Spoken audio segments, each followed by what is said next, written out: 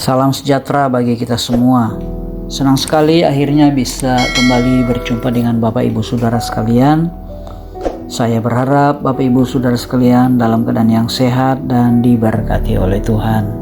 Saat ini kita kembali akan merenungkan firman Allah yang akan menjadi kekuatan dan petunjuk bagaimana kita harus hidup agar supaya kita menjadi orang-orang yang dipimpin dan dipelihara oleh Tuhan.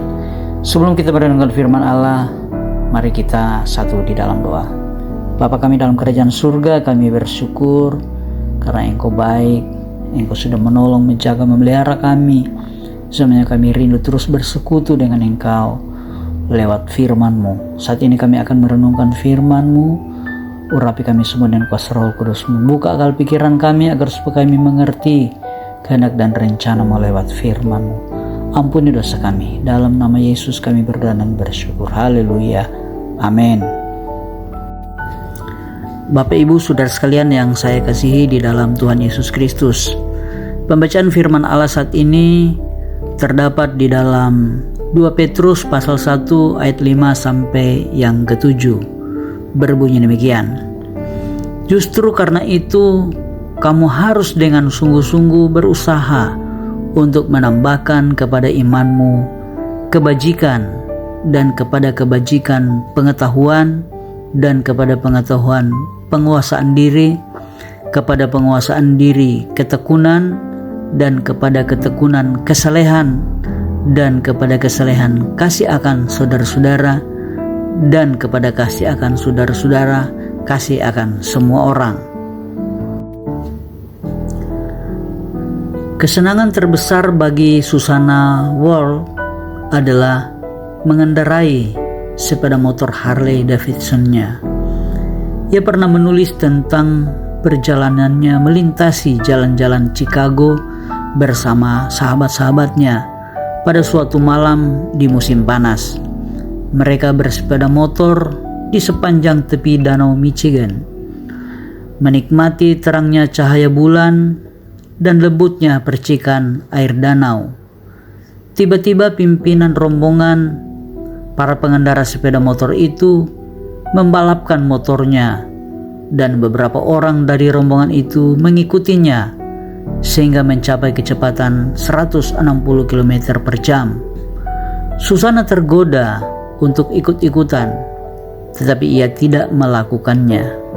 Ia tahu itu berbahaya dan melanggar hukum, maka ia menahan diri dan melanjutkan perjalanannya pada kecepatan normal. Bapak Ibu Saudara sekalian yang saya kasihi di dalam Tuhan Yesus Kristus, kadang-kadang cara hidup orang lain kelihatan jauh lebih menarik dan menyenangkan daripada kehidupan Kristiani kita, yang membuat kita tergoda untuk ikut-ikutan, untuk melanggar hukum atau berkompromi dengan sesuatu yang bertentangan dengan prinsip firman Tuhan. Namun kita dipanggil untuk hidup setiap hari dengan disiplin diri dan kearifan rohani. Rasul Paulus berkata, "Perhatikanlah dengan seksama bagaimana kamu hidup. Janganlah seperti orang bebal, melainkan seperti orang arif." Apakah setiap saat kita selalu taat atau tidak pada firman Tuhan? Kita ingat kisah Yusuf. Bagaimana jika seandainya Yusuf menyerah pada godaan istri Potifar, padahal Yusuf bisa beralasan dia tidak sengaja, hanya terpeleset karena dipaksa sedemikian rupa. Bagaimana jika seandainya Abram tidak taat saat Allah menyuruhnya meninggalkan Ur Kasdim dan pergi ke daerah yang tak dikenal?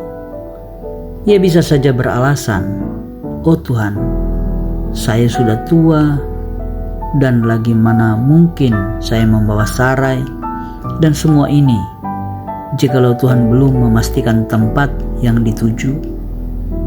Apa kata orang? Bapak Ibu Saudara sekalian yang saya kasihi dalam Tuhan Yesus Kristus, dalam hidup kita memiliki dua pilihan. Kadang godaan muncul di hadapan kita. Kita dapat memilih mengikuti dia dan percaya bahwa Dia Maha Tahu, atau kita dapat memberikan alasan yang mengada-ada dan hidup di dalam ketidaktaatan. Mari kita hidup dengan cara sedemikian sehingga kita tidak mengikuti cara hidup dunia ini, melainkan hidup dalam kesalehan. Kita satu di dalam doa. Bapa yang baik, kami bersyukur karena kembali kami bisa merenungkan akan firman Tuhan yang mengajar kami bahwa di dalam hidup ini, ketika kami memiliki banyak pilihan, kami harus memilih yang terbaik agar supaya kami bisa memutuskan sesuai dengan firman-Mu. Dan kami percaya kalau kami memilih yang baik, memutuskan sesuai firman Allah, maka hidup kami akan menjadi hidup yang diberkati oleh Tuhan. Kuasa kegelapan yang akan mengganggu kami bersatu hati kami tolak dalam nama Yesus Kristus. Roh Kudus yang menolong memimpin kami dari kemenangan datang kepada kemenangan. Ampuni dosa kami, dalam nama Yesus kami berdoa dan bersyukur. Haleluya. Amin.